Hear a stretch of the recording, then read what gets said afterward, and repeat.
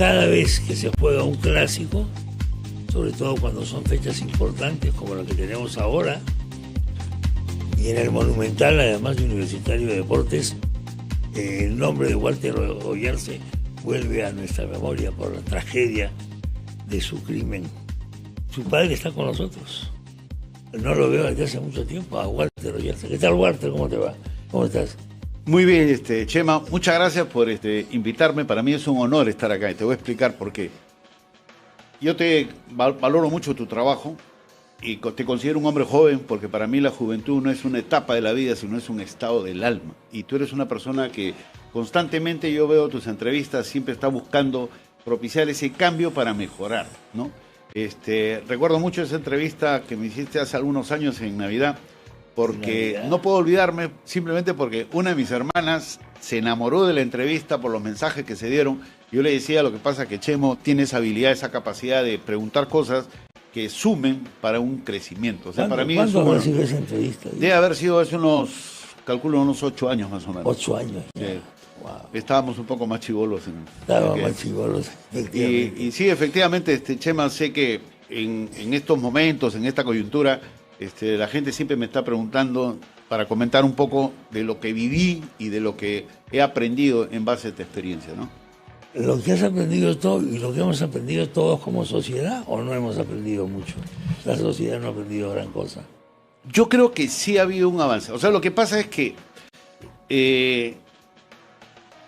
somos tantos millones de personas y que tenemos, digamos, un poco ignoramos lo que es la conducta del ser humano, ¿no? Te voy a explicar rápidamente lo que he aprendido. El ser humano tiene un comportamiento, una conducta que está en función del cerebro de cada uno. El cerebro de cada uno actúa en base a la información que uno va acumulando.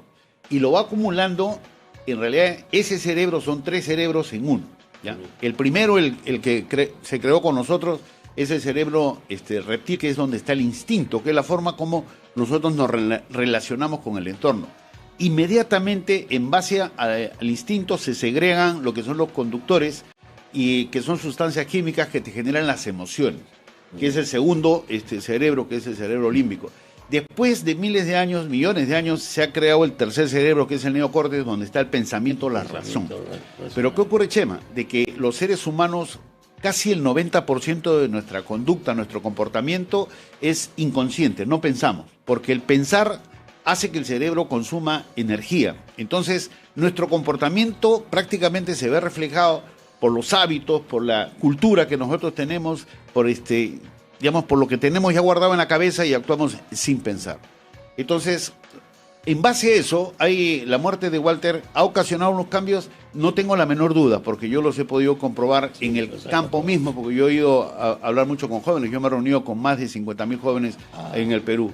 A lo largo de Perú, ¿no? Y nunca le he pedido nada a nadie, sino fue una promesa que hice y que la estoy cumpliendo y que la voy a retomar, Chema, porque a raíz de la pandemia eso se frenó. Entonces, pero ¿qué ocurre? Existe cada año, los jóvenes de ahora, por ejemplo, vamos a hablar de un joven de 20 años, en esa época tenía 8, o sea, claro, ¿me entiendes? O sea, claro, ya, si no se ha trabajado y no se ha, con ellos dado un mensaje claro del dolor que causó esa desgracia, ese joven hoy en día, no tiene referencias de la lección que dejó la muerte de Walter. Y mira, yo hoy día estaba escuchando la entrevista que hiciste, muy buena también en la anterior, y a la hora que salió el abogado lo felicité. A mí me quedaron claro 2 cosas de lo que él dijo. Primero, que ahora se está valorando que cuando hay un divorcio, cuando hay una separación, el padre también tiene derecho para poder compartir con sus hijos, porque los hijos necesitan del padre. Yo tengo casi 22 años que mi matrimonio se rompió, pero nosotros nos llevamos muy bien, por eso es que puedo decir que mis hijos no acusaron esa rebeldía, ese comportamiento negativo que pueden tener los hijos que no tienen, que no ven a sus padres que estén comportándose en armonía. Pueden haberse dejado de querer, de amar, pero que no dejan el rol de padre. Esa es una cosa importante que hay que valorar para evitar jóvenes violentos. Y el segundo tema que mencionaba es de cómo hay cosas que nosotros como adultos no le damos mucho peso, pero se está dijo la palabra sexualizando a los jóvenes y que también podría ser en otros caminos ese tipo de cosas. Por ejemplo, yo me quedo sorprendido por la cantidad de seguidores que tiene Macanaki. No sé si tú lo tienes ubicado ese... No, pero por supuesto que lo tengo ubicado. Bueno, no lo sigo, por supuesto, pero por motivo de la noticia, las barbaridades que dijo este tipo... Y tiene una canción... que prácticamente confesó una violación, lo que estaba diciendo ahí, de una chiquilla escolar, de una violación escolar.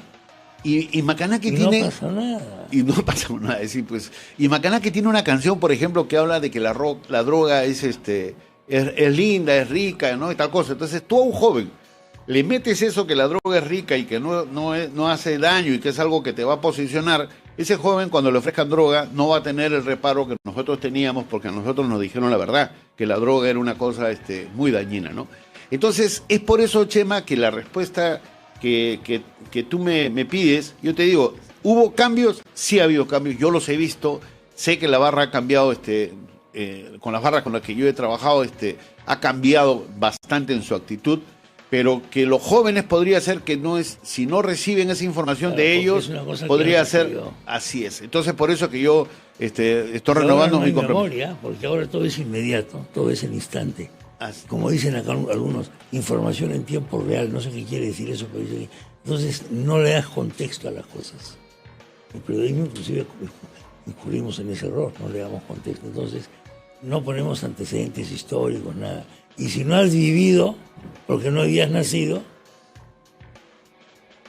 es como empezar de cero.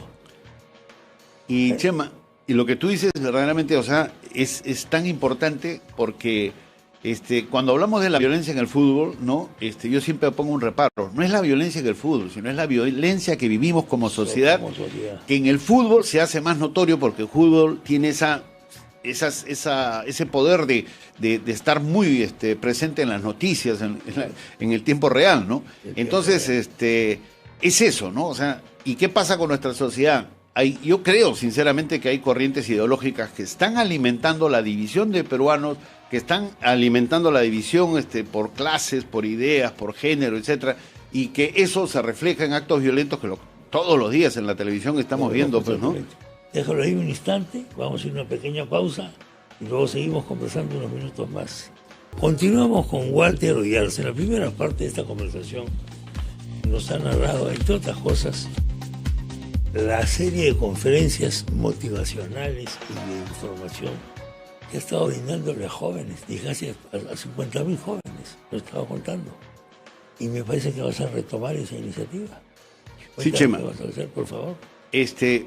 En realidad, creo que tampoco había terminado de responder tu pregunta cuando me dijiste cómo estoy, ¿no? Mira, yo soy un hombre que estoy ahorita muy, muy próximo a cumplir 67 años, ¿no?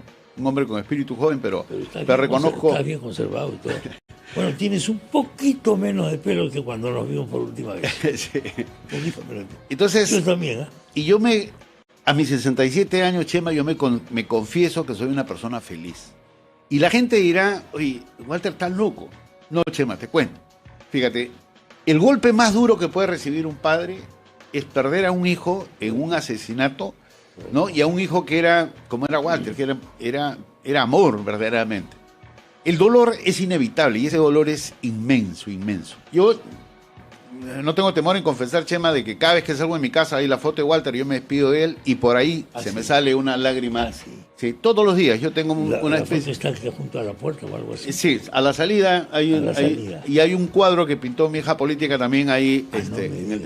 Bueno, pero ¿qué pasa, Chema? Que el dolor te genera sufrimiento, pero el sufrimiento sí lo puedes administrar en función de la experiencia, de la formación que tú tienes, del apoyo que has recibido. Yo he recibido mucho apoyo, sobre todo de mi familia y de los amigos, que hicieron que el sufrimiento se administre de tal manera que yo, teniendo ese dolor inmenso, he podido controlar el sufrimiento y soy una persona feliz porque reconozco lo bueno que tengo, la familia, los amigos, la oportunidad de tener la conversación ahorita contigo, por ejemplo. Y una de las cosas, una de las fuentes de felicidad que yo he tenido es haber hecho haber cumplido esa promesa que hice de reunirme con los jóvenes para que entiendan que cuando vivimos en violencia todos perdemos. Y cuando yo estaba en contacto con ellos he recibido una retroalimentación de energía positiva que es la que me ha permitido seguir viviendo, Chema. Y cuando he visto algunos cambios en varios de estos jóvenes, ese seguir viviendo es seguir viviendo con felicidad. La pandemia frenó esa actividad. Además tuve una experiencia de 4 años como regidor en la Municipalidad Metropolitana de Lima. Ahí hicimos algunos ensayos de trabajar y nuevamente esos ensayos se vieron frenados por el tema de la pandemia, y ahora que he vuelto yo a la vida, digamos, entre comillas, a la anterior que yo venía siguiendo, me he comprometido a seguir con las charlas, pero ya con un agregado, porque creo que es importante de que estas charlas también tengan una orientación para que los jóvenes inicien el emprendimiento, porque si los jóvenes no tienen trabajo, el sistema los va a obligar a seguir por el camino equivocado. Entonces, en eso estoy, Chema, quería confesarte que soy un hombre feliz. Eres un hombre feliz. Muchos que lo escucharán no se imaginarán cómo, pero tú también lo has explicado por qué. Eres feliz porque puedes hablar con jóvenes, entre otras cosas, ¿no? Y esos jóvenes te dan una energía. Cuando tú hablas con ellos, recibes una energía de parte de ellos, que te están escuchando. ¿Cómo te ha cambiado la vida eso? Mira, yo antes del asesinato de Walter, yo era una persona, como siempre digo, y se los he dicho a los garristas, ¿no? Yo era una persona común y corriente en el sentido que vivía con mi burbuja, ¿no? Todos nos desarrollamos una burbuja dentro de la cual solamente interesan nuestros sueños, nuestros intereses, nuestros problemas, y lo que sufra el vecino prácticamente no nos importa. Yo les he dicho a ellos que en un montón de reuniones que yo tenía, cuando veía las peleas de la barra, yo decía, ¿por qué no cierran las puertas para que terminen de matarse estas personas que no tienen, digamos, no tienen un valor a la sociedad? Así era, como estoy seguro muchos han opinado, mucha gente que nos está escuchando. Pero cuando yo comienzo a tener contacto con ellos, me doy cuenta que ese es el resultado, esa conducta violenta es el resultado de los problemas que tiene la gente. Un día conocí a una psicóloga argentina, Alejandra Pistorio, y le pregunté que me defina la violencia y ella me dio una espectacular, Chema. La violencia es la energía del amor frustrado. Ese amor que no reciben los jóvenes o las personas en su hogar y salen a buscarlo a la calle. En el caso de los jóvenes, al salir a buscar a la calle encuentran familias alternas que son o las pandillas o las barras. Y si una de esas, si esas están bien dirigidas, porque hay líderes buenos, no todas las son malas, los ayudan a los muchachos a salir adelante. Pero si esas barras, las barras bravas o las pandillas de delincuentes están mal dirigidas, a ese joven lo terminan contaminando y lo convierten en un peligro que termina haciendo daño. ¿Y por qué el joven no se va? Porque el joven que va a buscar una alternativa en estas familias alternas, tiene una necesidad de pertenencia, porque como no tiene un hogar que lo acompañe, donde él se sienta bien, encuentra ese hogar, entonces lo que hace es lucha porque no lo voten de ese hogar que ha encontrado como una salida y le obliga a comportamientos pues como que tenemos que ir a guerrear, que hay que ir a invadir la zona del otro, o tienes que traer ciertas pagos. Que no es algo de acá, ¿no? Porque esto ha habido, por ejemplo, las maras tenían esos códigos, ¿no? Inclusive hacían que hagas daño a familiares para poder pertenecer a esa barra. ¿Y hay drogas en esto? Mira, la gente que nos está escuchando ahorita sabe que la droga, Chema, está en todos los estamentos de la sociedad. O sea, por eso que es muy importante hacer entender a la gente que las drogas hacen daño. Y las drogas, como un mecanismo de salida en gente que tiene capacidad económica, es consumida, pero son drogas que, digamos, de mejor calidad que las otras. Pero abajo, donde hay dolor, donde el joven quiere salir de su realidad, quiere encontrar una fuga para no tomar conciencia de su problema, consume drogas que son drogas sumamente dañinas, ¿no? Porque drogas, creo que hasta en un sol pueden conseguir el consumo de un día, ¿no? Entonces, que hay drogas, sí, pero no solamente en las barras o en actos violentos, sino creo que en varios escenarios de la vida, ¿no? En general, bueno, la droga, esto es toda una cosa terrible porque si te agarra, te agarró. Y zafarte de ella es muy difícil. Se acaba de morir este actor de esta serie Friends, Amigos, y era un alcohólico empedernido. Y según la información, se había gastado más de $2 millones en rehabilitación. Y no lo había conseguido, maldita sea. Porque esa era su droga, que lo estaba esperando para capturarlo y no te puedes zafar de ello. Ahí es donde juega un rol muy importante la gente que a uno lo rodea, Chema. Hay que alejarse de los tóxicos, a la gente que te lleva por mal camino, hay que alejarte de la gente y hay que juntarse con gente que valore, ¿no? Sobre todo lo que es una familia, que valore la actividad. Y cuando me comentabas de si a mí me ayuda a salir a ayudar, yo me recuerdo mucho a mi madre, que la verdad fue una... Yo he tenido, gracias a Dios, he tenido una madre y un padre de esa calidad. Ella me decía, hijo, tú haces el bien sin mirar a quién, que Dios te va a devolver. Y efectivamente, Chema, cuando tú ayudas, recibes, por otros lados, recibes mucha alimentación y terminas siendo una actividad emocionalmente bastante rentable el ayudar, definitivamente. Emocionalmente muy rentable. ¿Imaginabas esto cuando empezaste? Cuando empecé, no. O sea, antes de la muerte de Walter, no me hubiera visto yo en esos escenarios. O sea, yo a Walter le prometí meses antes de su asesinato hacer un taller de motivación con el equipo de fútbol donde él jugaba, que era el Árabe Palestino, ¿no? Porque yo ya tenía cierto entrenamiento en lo que era capacitación para empresas, pero no me imaginaba con los jóvenes de conducta en riesgo, ¿no? Y cuando me entrevistan en televisión un momento y el cerebro pues debe haber jalado esa conversación que tuve con Walter, yo dije, voy a ir ahí donde están estos jóvenes a contarles mi dolor para que entiendan que cuando vivimos en violencia todos perdemos. Y yo lo dije casi de manera automática, Chema, y cuando tuve los primeros encuentros que fueron en el Callao, comencé a regresar renovado, con fuerza, con alegría. Entonces comencé a abrir mis fronteras. Yo debo haber recorrido el 70% de las principales ciudades del Perú, ¿no? Pero, ¿y cómo lo financiabas, no? Porque no tengo recursos. Yo lo que hacía es, así, yo soy profesor de ESAN me enviaba a una provincia a dictar clases, y yo le decía, cómprame el pasaje un día antes y 2 días después, que los días adicionales yo cubro los gastos, y me metía a los centros de rehabilitación, con las barras, con los colegios, y comencé a crecer. ¿Siempre eras bien recibido o había inicialmente una desconfianza? La verdad que el ser humano al final siempre tiene eso de que cuando viene una persona que ha recibido un golpe de la vida tan dura como el mío, me recibían con los brazos abiertos. Seguramente que hay algunos sectores que no les interesaba, pero no me abrían las puertas. Te comento una, porque sé que el tiempo de televisión es muy, muy, muy corto. Me invitan a una prisión, ¿ya? Y la persona que coordinaba, yo le digo, mira, te pido por favor que a uno de los más complicados los pongas adelante, ¿no? Entonces, prácticamente lo obligaron y el lenguaje verbal de él era pues echado en el sillón, ¿no? Mirando no me digas. Sí. Uy, entonces mirando como diciendo, ¿qué me vas a decir tú, no? Y agarré, le hablaba a todos, pero mirándolo a él, yo le dije, ustedes se preguntarán por qué estoy acá. Me miró así, pues, ¿no?